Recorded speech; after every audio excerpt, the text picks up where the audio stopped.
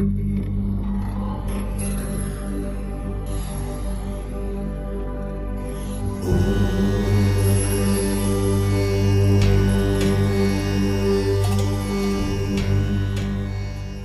स्वामी समर्थ. श्री स्वामी समर्थ.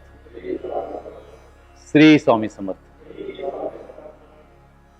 नमस्कार स्वामी भक्तांनो. मागील 44व्या भागामध्ये स्वामींनी शेतकऱ्यावर कशी कृपा केली ते आपण पाहिलं. तर आता पाहूया भाग 45. स्वामी समर्थांच्या अतर्क लीलांना अक्षरशः उधाण आलं. स्वामी आता अक्कलकोटमध्ये वास्तव्याला आहे. ती कथा आपण ऐकतो. अक्कलकोट मधल्या आपल्या प्रदीर्घ वास्तव्यात स्वामींनी आईच्या मायेने आपल्या सर्व परमभक्ताची काळजी घेतली. प्रत्येकाची मनोकामना स्वामींनी मोठ्या प्रेमाने पूर्ण केली. स्वामी समर्थांवर निस्सीम प्रेम करणाऱ्या असंख्य भक्तांची वर्दळ आता अक्कलकोटमध्ये खूप वाढली. यामुळे स्वामींचे दर्शन लाभणे मुश्किल व्हायचे आणि जेव्हा गर्दी होते तेव्हा त्याचा लाभ घेणारे व्यक्ती निर्माण होतात. तशीच घटना ह्या कथेमध्ये आहे. सुंदराबाई सारख्या सेवेकरी मग केवळ धनलोभापायी या अलोट गर्दीचा फायदा घ्यायला आणि ज्यांच्यापाशी धन असायचे अशा भक्तांकडून धनाच्या बदल्यात त्या श्रीमंत लोकांना स्वामींचं दर्शन द्यायचं त्यांनी चालू केलं. स्वामी अंतर्ज्ञानी होते. सुंदराबाईंचा हा लोभ स्वामींना ज्ञात होता. परंतु सुंदराबाईंची पूर्व पुण्याई एवढी जबरदस्त होती की स्वामी तिच्या या दुष्कृत्यांकडे कानाडोळा करीत होते. वेळ प्रसंगी स्वामी तिला योग्य ती जागा दाखवत होते. सुंदराबाई अक्कलकोट मधल्या एका निर्धन परंतु निस्सीम स्वामी भक्त ब्राह्मण स्त्रीला स्वामीपर्यंत कधीच येऊ द्यायची नाही हे सुद्धा स्वामी जाणून होते. ती ब्राह्मण स्त्री स्वामी नामात अष्टोप्रहर दंग होती. मानस पूजेवर तिला समाधान मानावे लागायचे. स्वामी औदुंबराखाली आसन मांडी घालून बसले असायचे.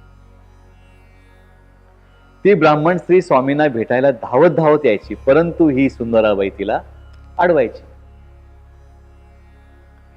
तिच्या अंगावर खेकसायची आणि दूध लोटून द्यायची. मग ही ब्राह्मण स्त्री लांब एखाद्या झाडाच्या सावलीत बसून स्वामींचे ध्यान करायची. ती मनात म्हणायची, स्वामी मी खूप गरीब आहे, मला तुमचं दर्शन द्या. तुमच्या पवित्र चरणावर डोके टेकवावेसे वाटते, परंतु हे सेवेकरी पैशाला लालचावले आहेत. त्यामुळे मी तुमच्या जवळ येऊन तुमच्या चरणांवर डोके टेकू शकत नाही. स्वामी मजवर दया करा. मला धन नको, मला तुमच्या पाशी यायचे, तुमची सेवा करायची. स्वामी अंतर्ज्ञानी होते. स्वामींना या ब्राह्मण स्त्रीचे मन कळत होते. एके दिवशी त्या ब्राह्मण स्त्रीला मोलमजुरी करून थोडेफार पैसे मिळाले. मग तिची इच्छा होती की स्वामींना नैवेद्य द्यायचं. मग त्या पैशातून तिने स्वामींना नैवेद्य तयार केला. आजपर्यंत आपण खराखुरा नैवेद्य करू शकलो नव्हतो, तो क्षण केवळ स्वामींच्या असीम कृपेनेच लाभला असं तिला वाटलं. छान नैवेद्य करून ती ब्राह्मण स्त्री भर दुपारी आली, परंतु स्वामींचे काही धनलोभी सेवेकरी तिला स्वामींच्या जवळ जाऊच देईना. तिला खूप वाईट वाटले. तिने मनातल्या मनात स्वामींचे नाम घ्यायला सुरुवात केली. स्वामींचा धावा करू लागली. स्वामींना आपला नैवेद्य ग्रहण करावा म्हणून ती अंतःकरणातून विनवू लागली. स्वामी, तुमची असीम कृपा झाली म्हणून मी आज तुमच्या समोर नैवेद्य घेऊन आली आहे.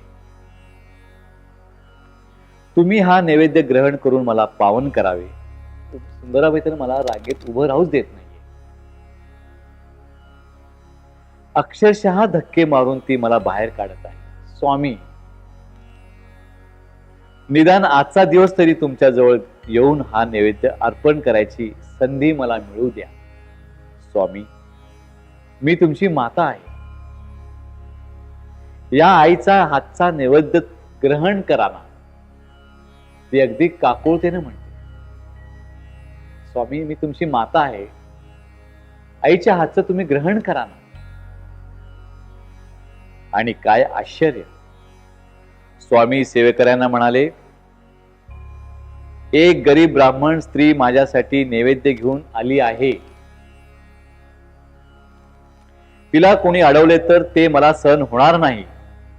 ते असा काही तडाखा खातील, आयुष्यभर विसरणार.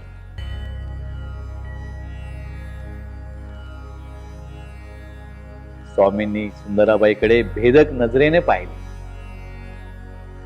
आणि त्यांनी अत्यंत प्रेमाने त्या ब्राह्मण स्त्रीकडे पाहिले. ती स्त्री धावत धावत स्वामीकडे आली. स्वामी म्हणाले, माते, गेले काही जन्म तू माझी परमभक्त आहे. यापुढे तुला कोणीही अडवणार नाही. आमची तू आजपासून सेवा कर. याच जन्मी तुला मोक्ष मिळेल. तुझी साधना पूर्ण झाली. भिवू नकोस, मी तुझ्या पाठीशी.